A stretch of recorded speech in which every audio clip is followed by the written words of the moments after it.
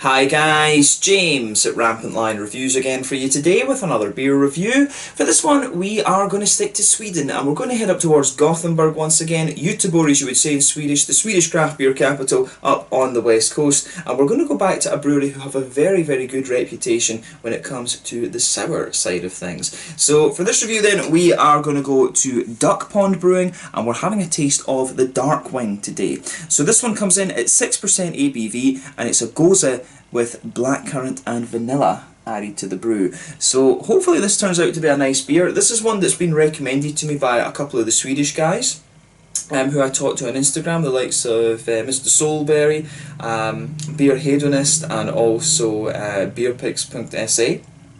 You know, these guys have got some great pictures and stuff up there of Swedish beers, and they actually message me and say, oh, try this one, try this one, try this one, which is great. It's great to have people like that, so do make sure you give those guys a follow. If you are quite active on Instagram, they've got some really nice beer photos and things like that. They do their Instagram beer reviewing, which is great. But this is a style of beer. The Gose, as we know, is a German style of sour beer, and it's one that I haven't explored too much of on the channel, and that's something that I really need to fix. I mean, I guess I could say that the Omnipollo Bianca that I had recently has opened up my mind a little bit to the fruited Goses.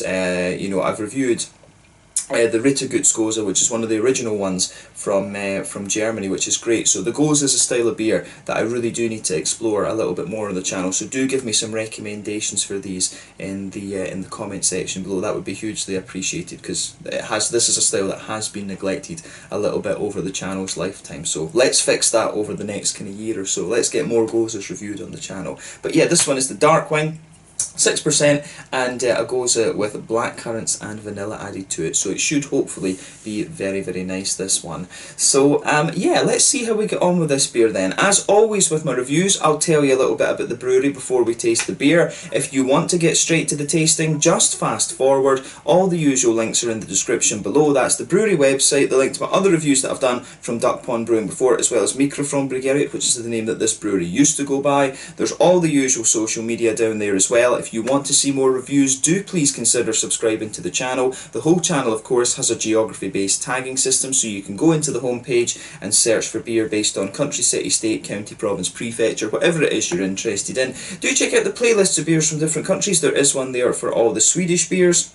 That's constantly being added to, and as always, please do get in touch and let me know some of the other beers and breweries that you guys would like to see me review. It's always great to hear from you guys that are watching the videos, and the support that you show the channel is hugely appreciated. So anyway, to tell you a little bit about DuckPond Brewing then, on to my brewery notes. So DuckPond Brewing, as I've mentioned before, were previously known as Mikrofrån, and this is the brainchild of Nikola Sarcevich, who is the singer and main songwriter for the band Millencolin, who have been making music since 1993. But the band was originally based in Örebro, out to the west of Stockholm. And then they took a break and Nikola moved to Gothenburg. In 2013 he began homebrewing with his friend Christian Silva while he was studying international marketing in Skövde, and the two were brewing very small 20-litre batches together, and then later on Nikola went to Berlin for a 2-week brewing course. But the two then started the company together, and it was based for a while in Nikola's house, and it was brewing 200-litre batches. They went on to change their name in the summer of 2019 because they felt that Mikrofrån was a little bit difficult for people to say, and they also kind of felt that it wasn't such an international name. But they've been working to increase their output and international sales over the last few years, and as of June 2020 there's been 16 beers released under the DuckPond name, and I believe they brew most of their beers at the Morgendagens facility in Gothenburg. And of course these guys are one of the co-owners of the Wizard Brewing brand actually as well, who do some very nice Berliner Weisses, and Morgendagens of course are another very good sour beer brewery that you're going to find in Gothenburg. There's a great craft beer scene up there. As I've said, it's the Swedish craft beer capital. The likes of Stigbergets, OO, Dugges, Popos are very close by as well. You've got Bearded Rabbit, All In Brewing, DuckPond, Morgendagens. You know, there's some great breweries out there. Tre Small Room, very small little brew pub brewery as well. There's some great things going on in the main part of Gothenburg, as well as in the kind of greater Gothenburg region, I guess you could say as well. So yeah, really nice little brewery, this one. These guys, like I say, mainly they do sour beers.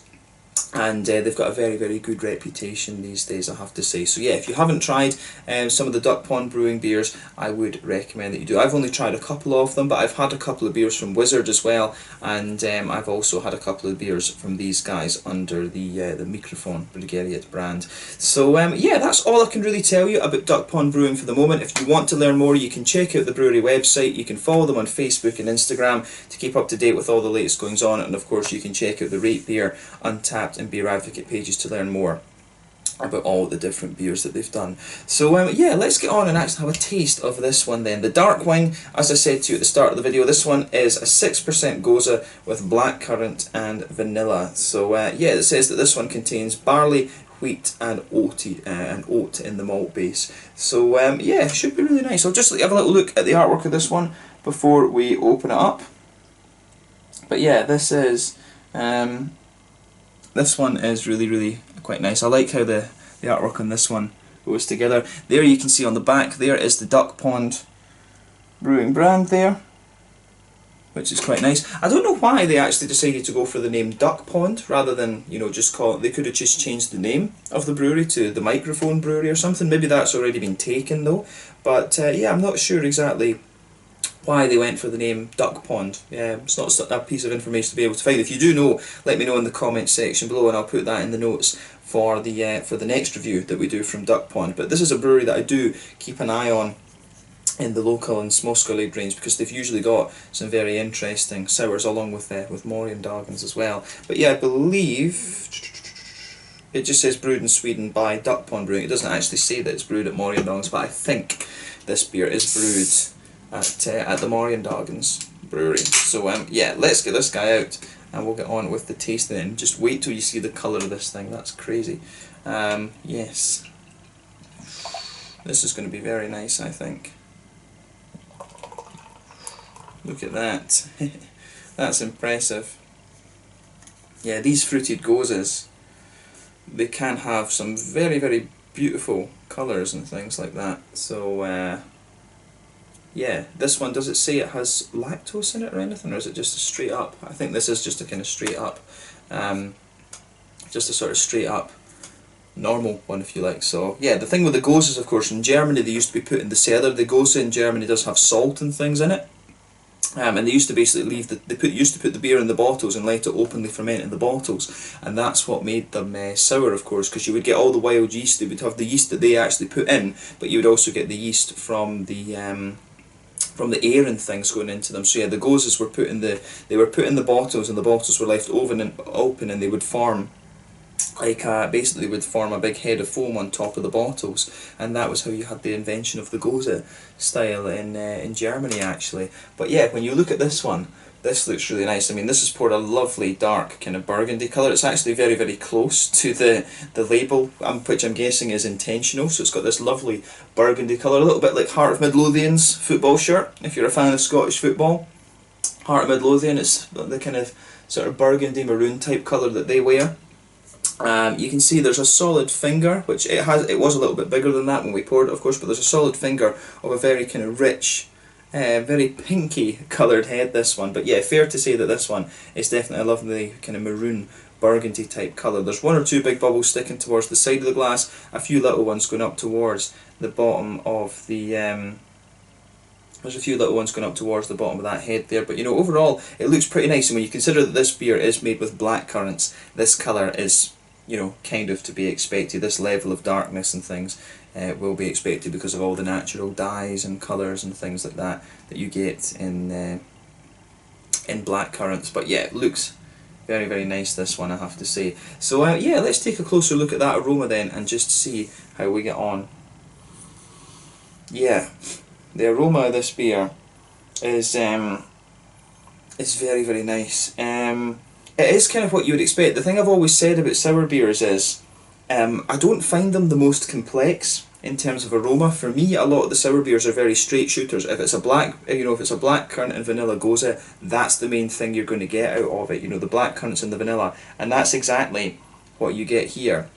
You can smell, with this one, you can smell like the vanilla coming out of it. You can smell the nice big kind of oaty creaminess that the beer has. Yeah, you can smell yeah, it's got a lovely big oaty creaminess underneath it. The vanilla kind of mixes in with that. It comes across as almost a little bit milkshakey in some ways. I mean, I would, if I was blind smelling this, I would think there's lactose in it. I actually don't know, there might well be lactose in it, but I think usually they've got to say that on the ingredients for people that are, you know, lactose intolerant and things. Usually they put that on the label. But it does, to me, it does smell like it has a bit of lactose in it. And yeah, so underneath you get this, you get that oaty kind of creamy white bready sort of thing. You get the vanilla kind of mixing in with that, and then at the front of the nose, that's when you get the lovely juicy blackcurranty qualities out of it. It's got a little bit of sharpness, as I say. Yeah, lovely little bit of sharpness in there, which is great. You get the yeah, you've got the impression of a few other fruits. I mean, there's a little bit of a raisiny note to it, there's a little bit of a kind of figgy, plummy kind of thing in there, but these are all just little complexities that come as results of the kind of brewing process and the hops and things like that. The focus, of course, is on those lovely big juicy blackcurrants, and they do offer a little bit of tartness. The tartness, I think, is all the blackcurrants. But yeah, you do have the impression of a little bit of, you know, a kind of plummy, raisiny kind of thing with this beer. But yeah, I like how that all, I do like how all of that goes together. The aroma on this one is very, very nice. It has everything you'd kind of expect. You do get a little bit of, there is a very light earthiness to the beer. You've got some nice kind of grassy and sort of florally notes to it as well. Yeah, there are some lovely kind of florally qualities to the beer.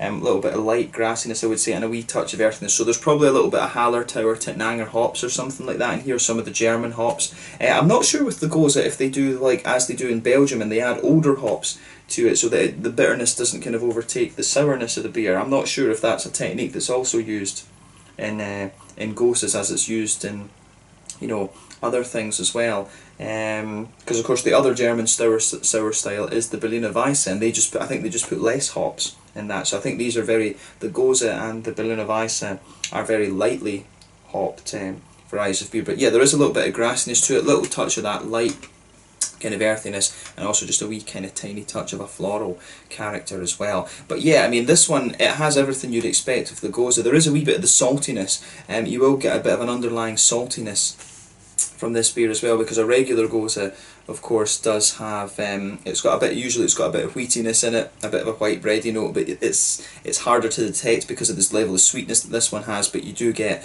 a little bit of that underlying saltiness coming out of this beer as well. So yeah, it's got a beautiful, beautiful aroma, this one. As I say, it's not the most complex of aromas you're going to come across in a beer, but I've always found this with the Berliner Weisses and the Goses and things like that. Sour beers to me are not the most complex of things, unless it's like a Flanders Red, or you know, one of these kind of crazy barrel aged things that you'll get from the likes of Drie and Hansens, or some of the other Lambic breweries actually. So yeah, this one's pretty straight up, but it does smell absolutely lovely. So yeah, let's have a taste of this one then and see how we get on. This one is the Darkwing Gose with blackcurrants and vanilla from DuckPond Brewing in Gothenburg on the west coast of Sweden. Let's get stuck into this one. Slange, skål.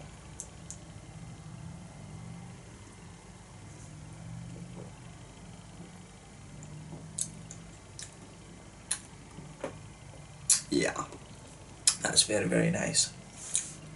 I can see why the Swedish Instagram guys were telling me to try this one, because this isn't one that I'd originally ordered. I had to order. I made a very small second order through Systembolaget to get the Nova from OO Brewing. I think it was actually, I've got a feeling it was Beer Hedonist that was telling me that, oh, you need to try the Nova because that's more of a West Coasty IPA, because he knows that I like the West Coast ones. And this is I asked him, oh, have you got any other particular recommendations? And I'm sure he said that this was one, and so I stuck one, because this is one that I had thought about but I think I hadn't ordered originally. So yeah, I can see why he was saying that this one is pretty damn good. I like this. This gets a big thumbs up from me.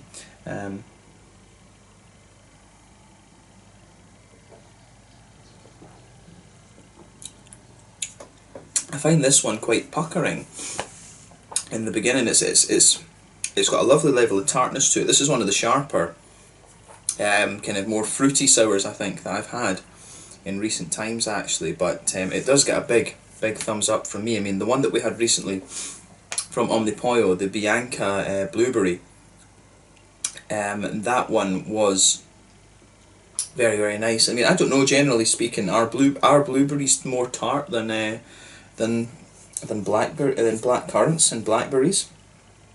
Yeah, I'm not sure about that.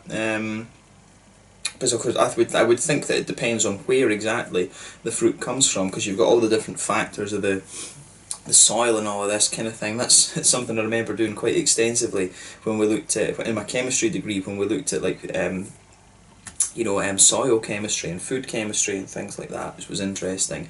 But yeah, this is quite I find this quite a sharp Gose actually. But then again, I don't know. I think it'll probably depend on brewery to brewery. Certain breweries, their Goses will be a little bit more kind of candied and sweet, whereas other breweries they will be a little bit sharper and more sour and things. So yeah, as I say, this is a style that I do need to explore a little bit more. So do give me your Gose recommendations in the comments section. That would be much appreciated.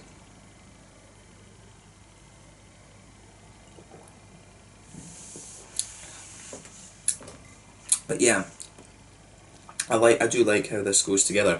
Let's try and break this down properly then. So when you take this beer in, straight away on the front of your tongue you've got a hell of a lot of tartness coming out of this beer, and you'll find that as you go further and further into the aftertaste, the blackcurrants just sort of moisten up and get a little bit more kind of juicy and things, which is great.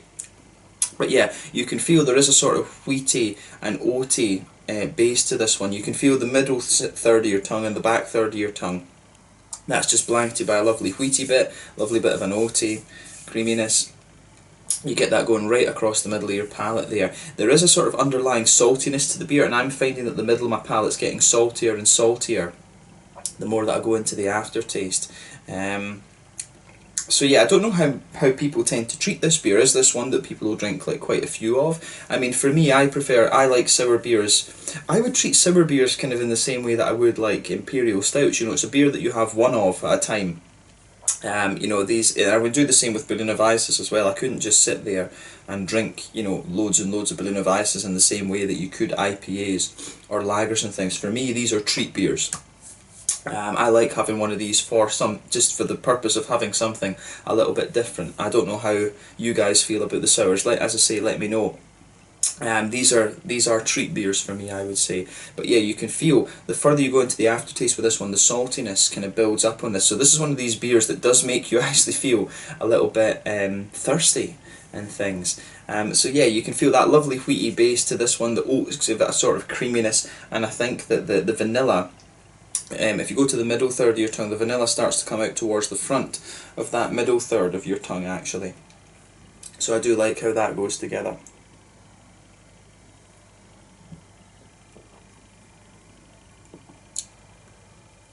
Yeah,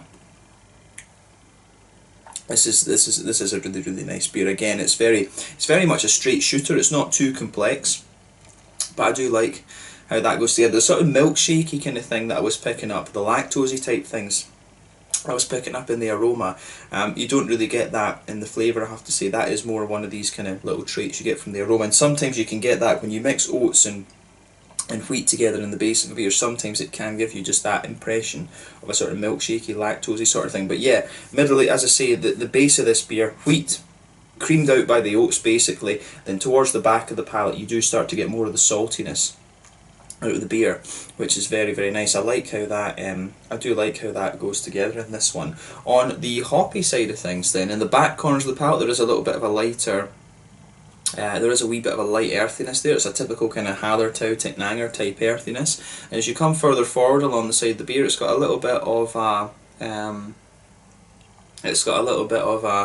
it does get a wee tiny touch herbal, but then as you reach the front corners of the palate, it's got a little bit of a floral aromaticity. Then round the very front curve of the palate, you've got a little bit of a lighter grassiness to the beer, I have to say. Around the front curve of the palate it is distinctively more light and grassy, but yeah, the front third of your tongue is where all the fruitiness comes out. As I say, when you take this beer in, it's really got quite to me it has a real kind of tart kick to it, which is quite nice, but then it just juices up a little bit later on.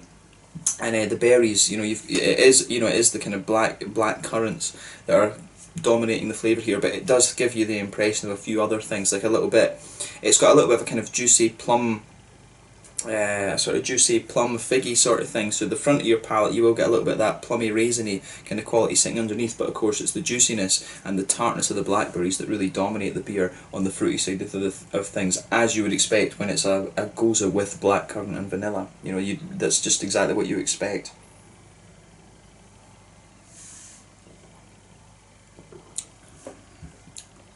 So yeah, when you take this beer in, as I say, you'll find that the tartness of the beer goes down as you drink more and more of it, as it always is the case. You know, the sourness is a bit of a shock to the system, almost when you take your first sip of these things. That's common. But yeah, the juiciness that you get out of this beer, I think, is very, very nice. I like how this, I do like how this goes together. But yeah, this is, it does get juicier. The further you go into the aftertaste, more of the wheatiness comes out a little bit, the oaty creaminess kind of sits there. You get more of the vanilla, I think, as well, between the fruity part of the beer, between the kind of the front of the middle third of your tongue and the back of the front third of your tongue, you have got the kind of oaty. You do get a little bit of this kind of the oaty creamy vanilla sort of note out of that, and that's very, very nice how it goes together. But I love the kind of sharp fruitiness that this one has in the beginning, and just how it juices out. But you do find this beer more towards the sides of the palate. I find it gets saltier and saltier the further you go into the aftertaste. But yeah, it's a very kind of straight shooting beer, I think, in terms of its flavours. It's not the most complex of things, but it works very, very well, I think. So this one gets a big thumbs up from me, and as I say, this is a style that I do need to explore a little bit more. So yeah, big thumbs up to DuckPond Brewing from this one. I've been impressed with this, so I need to keep an eye and see what these guys are releasing every month through the local Småskoligt. In terms of the mouthfeel then, how would we describe this one?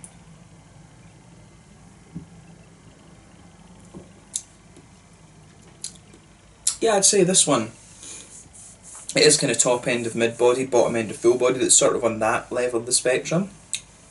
Carbonation is very, very smooth in this one. I would say, yeah, it does have a little bit of a kind of mouthfeel overall. It is almost a little bit kind of creamy, but at the same time it's a little bit wet. You do get a good level of saltiness out of this one as well, which is what you expect of the Gose beer, to be honest. In terms of hoppy bitterness, I'd be surprised if you've got any more than like 10 or 15 IBUs out of this one. Malt base, like I say, very smooth, almost kind of creamy. And the saltiness kind of comes out of that as well, but very, very smooth and creamy malt base. Not so sweet or anything like that, but then you've got some lovely kind of tart qualities in the beginning of the beer, nice juicy notes out of it as well. And I do like how how it has a lovely bit of juicy fruitiness in it too. But yeah, I really like how this one goes together. So it gets a big thumbs up from me. So I do have to say to Beer Hedonist, Beer Pick Sweden, and you know, Mr. Solberry, the guys, I'm pretty sure it was Beer Hedonist that was telling me most about this one, but a big shout out to the Swedish guys on Instagram for alerting me to this beer. But as I say, do let me know a few more Goses that I should check out. This is a style that I really want to explore a little bit more. I want to do some of the more original German ones as well, and a few more of the kind of modern sweet ones and things. So do let me know which breweries are best at this, and I'll see what I can get a hold of between Denmark and Sweden, and then further afield as well. But yeah, big thumbs up to DuckPond Brewing for this one. The dark wine, it goes at 6% with blackcurrant and vanilla added to it. This is a really, really lovely beer, and I do need to keep an eye on what these guys, along with the likes of Morgendagens and Wizard Brewing, are releasing every month. The Berliner Weisse